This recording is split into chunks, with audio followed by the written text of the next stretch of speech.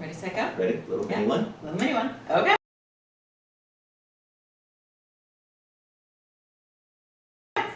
Welcome to Editing the Academy. I'm Laura. I'm Darryl. And we are going through our top 20 top movies, each individually. And number 18 for me is Gone with the Wind. Yeah, this one's gonna be interesting. I have to say it is troubling for me to admit that Gone with the Wind is one of my favorite movies, but it is. And I'm going to start this by starting with the preamble that shows... Hold on. We're gonna do the interesting things about it. Oh, okay. All right. So, Gone with the Wind was a 1939 film. Had a massive cast. I'm only gonna give the top three, which is Hattie McDaniel, Vivian Leigh, and Clark Gable. It was nominated for 11 different things. It won most of them, including Best Picture, Best Actress, Best Supporting Actress, Best Director, Best Screenplay, Best Cinematography, Best Art Direction, and Best Editing, and received two further honorary awards for its use of equipment and color. I only include this is because it became the first color film to win Best Picture. Okay. So Gone with the Wind. I had never seen this until she made me watch this movie. You made him watch it. We'll admit up front that it is a problematic movie, and I'm sure we're going to discuss that. But, okay, ready? Defend Gone with the Wind. I'm sorry, I've been waiting all day to say that. First of all, it is in fact a problematic movie, and I'm going to read you the preamble that plays before you stream it, which is... This movie is a product of its time and depicts racial and ethnic prejudices that have, unfortunately, been commonplace in American society. These racial depictions are wrong were wrong then, and they are wrong today. Okay. True statement. Sure. That, however, we have had this conversation about art, and you have to judge it in the moment. Sure. And I am judging the art of this movie. Okay. And in the moment, in 1939, this was a spectacle of a movie. So there are two things that I love about movies. One of them is usually the characters. If I care about the characters, and well, there are three things. And the second one is the plot, and the third one is like how visually interesting it is to me. I will say right now, I am troubled by the plot. I do not like the plot. This is not a movie that I'm like, ooh boy, I hope that the South wins, because that's terrible.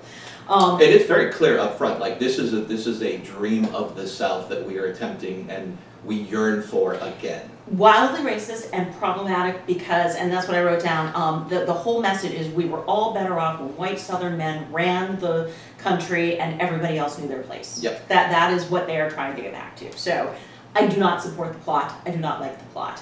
So let's look at the other two things about this movie, which I thoroughly enjoyed. And one of which is the movie characters. So this character has a hero and it has a villain. And those are not who you expect. And in my mind, the hero of this movie is Melanie Wilkes, and the villain of this movie is Scarlett O'Hara. And I think they're both fascinating. You have mentioned... I thought this whole thing was supposed to be my telling my story about my movie. Sorry, you just sit back and letting me do so. Okay, I will shut up. But I had a question about that, and just remind me about that. I would be happy to remind you about that. You're welcome to ask the question now. Go for it. You had mentioned that before, and my question is that not the popular opinion? Are you in the minority of this? It is. Scarlett O'Hara is the heroine, as is Rhett Butler. So Scarlett and Rhett, and it's the great love story and, you know, consequences and all that kind of stuff. Oh yeah, no, I'm in the minority. Okay. Melanie is seen as kind of a weakling and, you know, and a very weak character. So totally in the minority, to my understanding. Okay. And I also think Rhett is a very interesting character, which we will get to. He just has a very different moral compass than many, and so I'll get deep into the characters in a minute, but the other piece is about the movie itself and how beautifully it's shot. And I just lost all of my notes. So, as you said, this was the first movie to win Best Picture in color.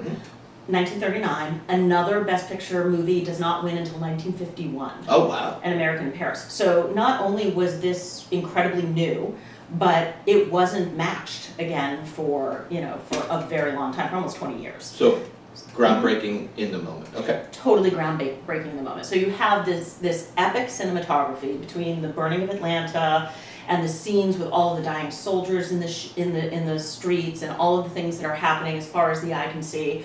But there's also so many smaller camera moments that I think are fantastic. Like when you first see Rhett Butler and the camera kind of goes down the stairway and you see him in all his kind of rakish charm. And the tension too when the women are sitting in the sitting room and sewing and waiting for their men to come back and the cops are there and they're reading and you see their eyes and the clock and just like a lot of things that I think were done really well. So I think that it built a lot of tension, and it's a long movie, and it does not feel long. So that is true. I'll give you that. So I think that's it. With regards to the characters, I'm going to go to the main characters in the moment. The problem, obviously, with all the other problematic things, is how underdeveloped all of the characters of color were. They were happy to serve their families, and that was their role. Even Mammy, who was the most developed, that was her entire being, was how to serve her family, and I think that was pretty terrible. Melanie, let's get on to Melanie Wilkes, who I adore. She loves her husband. She is 100% secure in their marriage and her belief that he loves her, which it turns out that he does. She is loyal and expects loyalty and doesn't believe anyone could be anything but loyal to her, including her best friend Scarlett. She is seen as a goody-goody, but she is anything but. She plays by her own rules. She breaks many of the rules of society because she has her own moral compass, which I think is a very strong one. She isn't tied to, like Belle Whatley. She has done her a good turn. She is her friend. She should go and visit her and thank her, and she wants to do that. She takes her money because it's the right thing to do in the moment. She, when Scarlett kills the Union soldier, she's thrilled, and she thinks it's the right thing to do. She has a gun, and she is ready to use it at a couple of times in the movie. And, she has the respect of Rhett Butler, which is actually, for a man to respect a woman at that time, is not done. Sure. And so I think that's why I love her. And Scarlett, villain, I think she is the villain, but she's an interesting villain. I don't like the pure black hat villain. She is somebody who, again, she grows throughout the movie. At first, it's all about men and catching the right man and making them jealous, and then it becomes about Tara and protecting her home and her home for her family.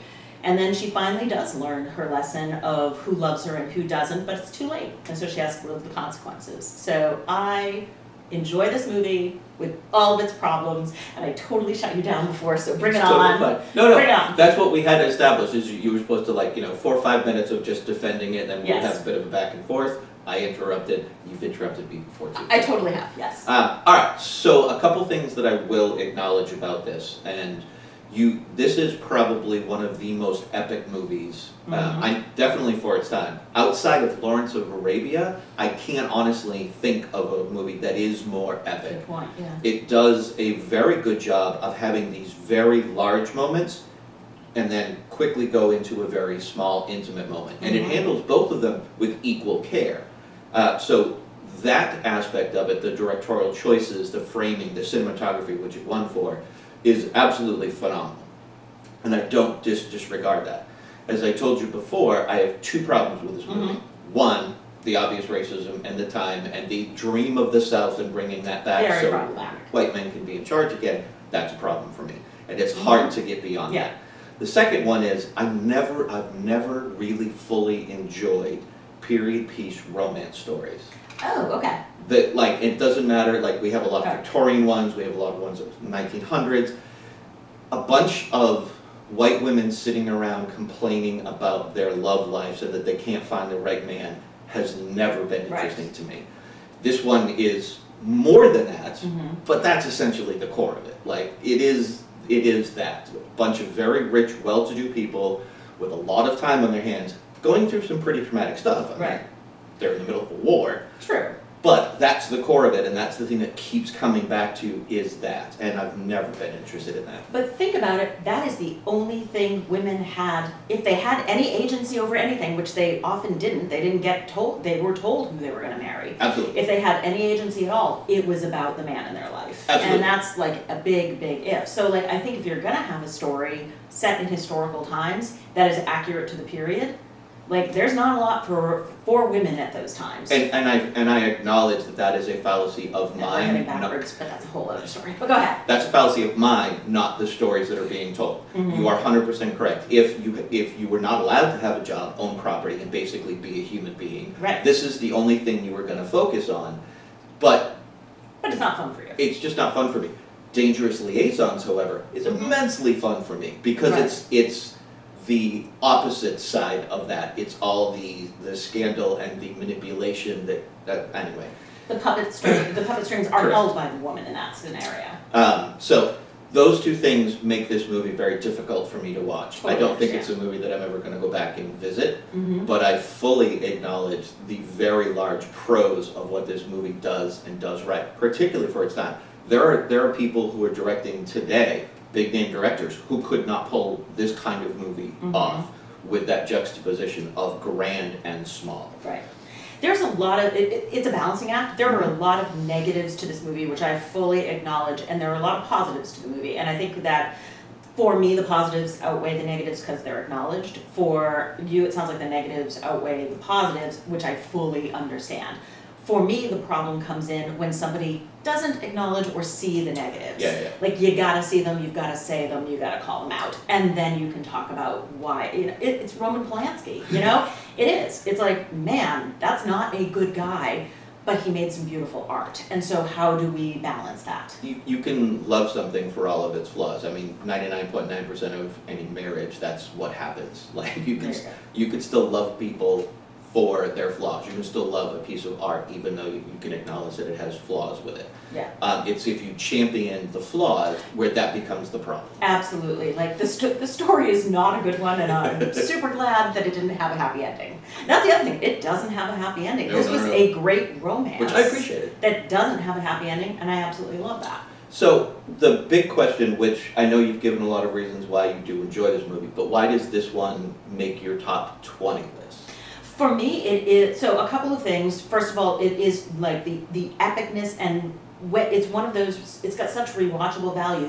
Like I said, it's a very long movie, but it doesn't seem long. Yeah. The other thing is a little bit of an emotional piece to it. They used to play it on TV the night before Thanksgiving. And so for me, that is while I'm baking pies, while I'm getting ready for Thanksgiving, it's a holiday. It's very tied up in holidays and family for me. There's an emotional quotient. This is a theme that I'm noticing with your picks, is they are very, very closely tied to family and situations. 100%, exactly. Okay, So and that you can't argue with that in any way, shape, or form. it's how it makes you feel. Yep. Exactly. So, all right. Thank you very much. Nothing else? Nothing else. That's All it. right. All right. Anything else? Did I shut you down? Anything No. else you want to share? You're totally fine. I don't know, I was expecting almost like this one to be a jury kind of situation, like you were gonna be on the witness stand and also, I don't know, I thought this one was just gonna go differently. I don't know why, I think I'm just approaching this exercise as very different from the Yeah. best movies, which is I like it. Like, I don't know how many ways to say I like it. You know, it's like, it's not a jury. It's not, you know, it may or may not be one of the best pictures. It's on the AFI list, but it may or may not be one of the best pictures in the Did it world. move at all? Oh, I didn't check. Okay. I didn't check. I don't know. But to me, this exercise is why do I like this film? Yeah, It's yeah. not a why then are the problems. It's really focusing on the positives. Yeah, and that's the whole point of why we're doing these, is Yeah. we're picking our top 20 movies and explaining why we like these movies so much. Exactly. Okay, no, I don't have anything else. Okay. All right. Thanks.